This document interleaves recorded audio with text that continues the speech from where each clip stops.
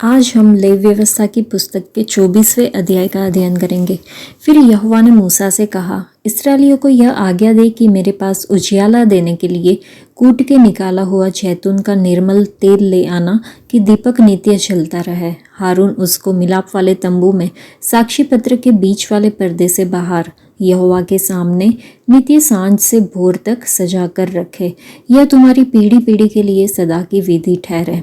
वह दीपकों के स्वच्छ दिवट पर यहोवा के सामने नित्य सजाया करे।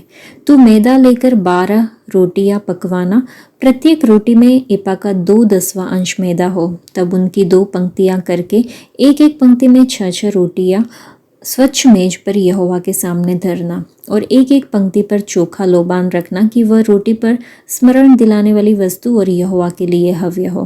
प्रति विश्राम दिन को वह उसे नित्य यहोवा के सम्मुख क्रम से रखा करे। यह सदा की वाचा की रीति इस्राएलियों की ओर से हुआ करे, और वह हारून और उसके पुत्रों की होगी, और वे उसको किसी पवित्र स्थान में खाए, क्योंकि वह यहोवा के हव्यों में से सदा की विधि के अनुसार हारून के लिए परम पवित्र वस्तु ठहरी है। उन दिनों में किसी इस्राएली स्त्री का बेटा जिसका पिता मिस्री पुरुष था इस्राएलियों के बीच चला गया, और वह इस्राएली स्त्री का बेटा और एक इस्राएली पुरुष छावनी के बीच आपस में मारपीट करने लगे, और वह इस्राएली स्त्री का बेटा यहोवा के नाम की निंदा करके शाप देने लगा। यह सुनकर लोग उसको मूसा के पास ले गए। उसकी माता का नाम शलोमीत था, जो दान के गोत्र के हिब्री की बेटी थी।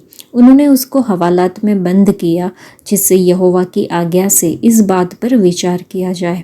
तब यहोवा ने मूसा से कहा, तुम लोग उस शाप देने वाले को छावनी से बाहर ले जाओ, और जितनों ने वह निंदा सुनी हो वे सब अपने अपने हाथ उसके सिर पर टेके।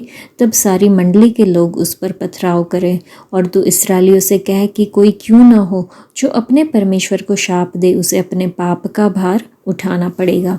यहोवा के नाम की निंदा करने वाला निश्चय मार डाला जाए।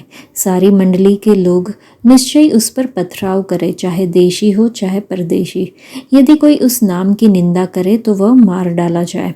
फिर जो कोई किसी मनुष्य को प्राण से मारे वह निश्चय मार डाला जाए। जो कोई किसी घरेलू पशु को प्राण से मारे वह उसे भर दे, अर्थात प्राणी के बदले प्राणी दे। फिर यदि कोई किसी दूसरे को चोट पहुंचाए तो जैसा उसने किया हो वैसा ही उसके साथ भी किया जाए, अर्थात अंग भंग करने के बदले अंग भंग किया जाए। आँख के बदले आँख, दांत के बदले दांत। जैसी चोट जिसने किसी को पहुंचाई हो वैसी ही उसको भी पहुंचाई जाए। पशु को मार डालने वाला उसको भर दे, परंतु मनुष्य को मार डालने वाला मार डाला जाए। तुम्हारा नियम एक ही हो, जैसा देशी के लिए वैसा ही परदेशी के लिए भी हो। मैं तुम्हारा परमेश्वर यहोवा हूँ। अतः मूसा ने इस्राएलियों को यह समझाया। तब उन्होंने उस शाप देने वाले को छावनी से बाहर ले जाकर उस पर पथराव किया, और इस्राएलियों ने वैसा ही किया जैसा यहोवा ने मूसा को आज्ञा दी थी। इस अध्याय को पढ़ने के बाद हमने सोचना होगा कि हमारा पालन पोषण कैसा है। पुराने नियम और नए नियम में अन्य जातियों से विवाह करने वाली 2 यहूदी महिलाएं हमें पालन पोषण के बारे में एक सीख देती है। पुराने नियम में सेलोमेथ दान जनजाति के डिब्री की बेटी ने एक मिस्त्री से शादी की, जो कि लेवी व्यवस्था की इसी 24वें पुस्तक में हमने देखा।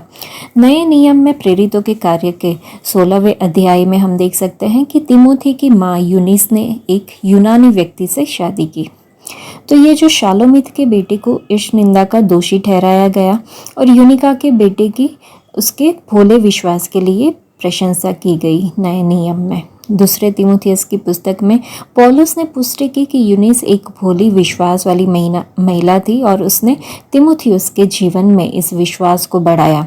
लेकिन यहाँ पे सेलोमेथ परमेश्वर की आज्ञाओं के आलोक में अपने बेटे का पालन पोषण करने में विफल रही।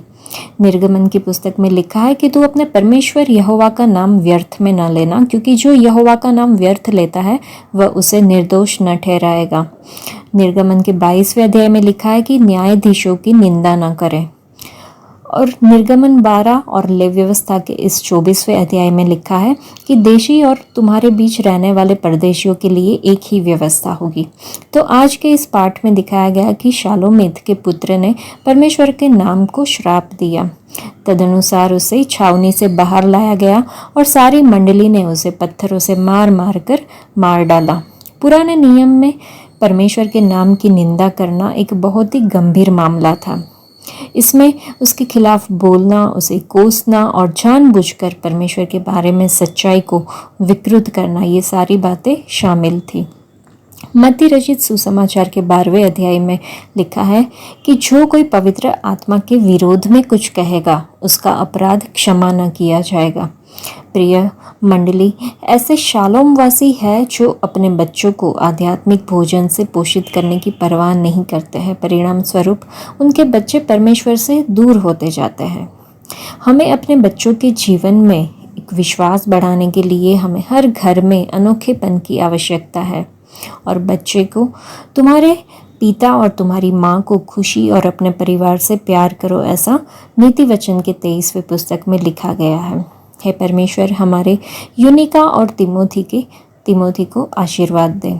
सारा सम्मान और महिमा केवल परमेश्वर आप ही को मिले। आज के लिए इतना ही। परमेश्वर आप सबको आशीष दे। धन्यवाद।